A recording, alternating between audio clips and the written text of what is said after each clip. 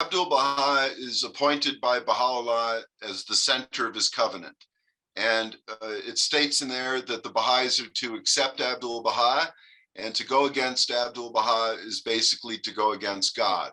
So for Bahais that accept Bahaullah and Abdulbaha in a religious sense, a deep religious sense, and not just accept Bahaullah and Abdulbaha as the ones who gave the gift to humanity to just elect the Supreme Tribunal, but those who accept Bahaullah and Abdulbaha as part of the religion, they understand that they're not to deviate a hair's breadth from what Abdulbaha has given.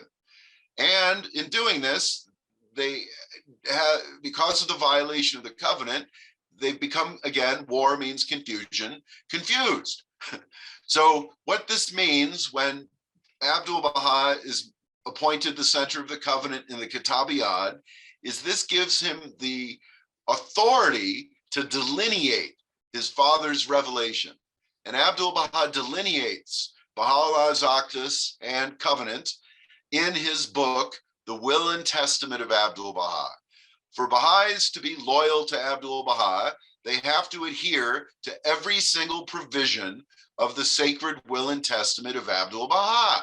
Instead, the Baha'is of the world, there's 7 main groups, 6 of them have all deviated from the will and testament by separating themselves from the family of the holy household of Baha'u'llah and Abdulbaha when they rejected this continuing in the male line of Agsan, representing the throne line of David, of Abdulbaha's son, his grandson, and his great-grandson, etc.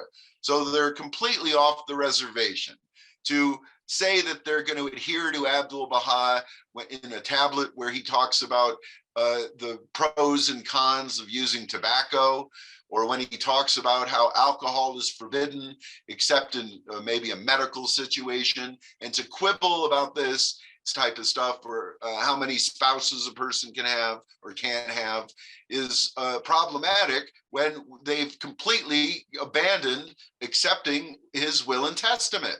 The first thing that it means to obey Abdulbaha, it means to obey what's in his will and testament. Now, we don't serve Abdulbaha.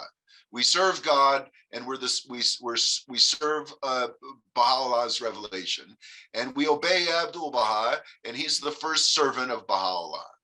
In his writings, Abdulbaha has explicitly written, when it comes to the Actus, that he cannot override the decisions of the Actus. Part of the role of the executive branch and the House of Justice that it's the executive branch of in its day and age is to figure out how to implement the explicitly revealed laws and how to implement the supplementally legislated laws for the day and age of the House of Justice. The executive branch in the Bahai Faith has to implement these things. So in the Bahai revelation, we can't overthrow the Actus. So in one of Abdulbaha's tablets, he explains that when it comes to the status of spouses, that he cannot overturn what is in the Actus. He's not able to do that. And so what he's doing is educational, that in the Bible of Moses, that God and Moses set no limit on the number of spouses a man can have. So eventually, Solomon had 700 wives and 300 concubines. So he was a pretty busy guy.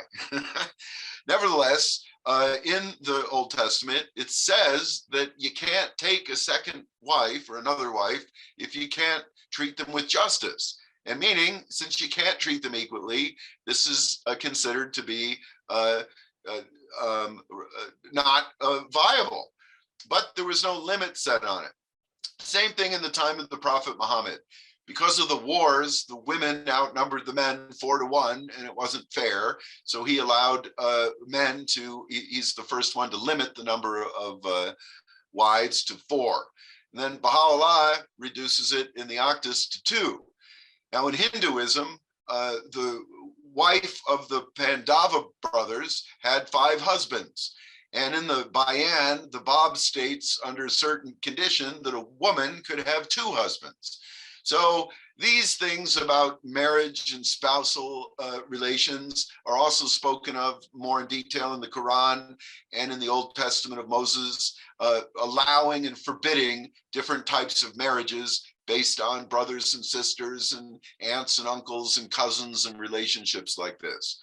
From these teachings of the manifestations regarding the laws of marriage and divorce and what was considered acceptable or not acceptable, people got morality and values ingrained in them, which they're very passionate about. And so these type of topics become offensive or challenging to people's morals and ethics. It's best, in my view, to approach this with the scientific perspective and look at normal human sexual relationships and marital relationships as practiced by the different people of the world indigenously and cross-culturally, as well as look at the difference between what was revealed during the different dispensations. The truth is that what Bahaullah states is that monogamy is prescribed, that when two people come together and form a marital union and they have a oneness of humanity between them, they don't want a third party or a third wheel because they're functioning. Now, because of the problems and things in this world, that's an ideal situation. So the laws of the Octus and of the House of Justice that will supplement them are there to help the people to get through the things that they need during the times in which they live in.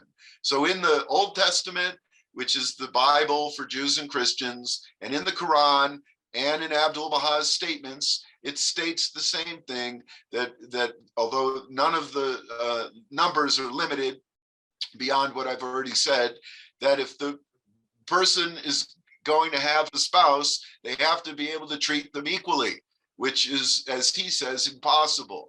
And monogamy has always been the goal for the people.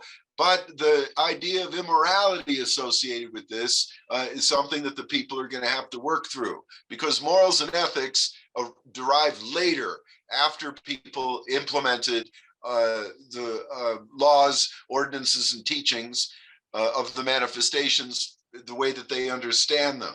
So this is still a cultural issue that's going to have to be worked out. But in Abdulbaha's tablet, he's explicit. He says, no, he can't alter the explicitly revealed text of the octets, but he implemented it during his lifetime in a certain way, and it continues to be implemented in the same similar fashion even now.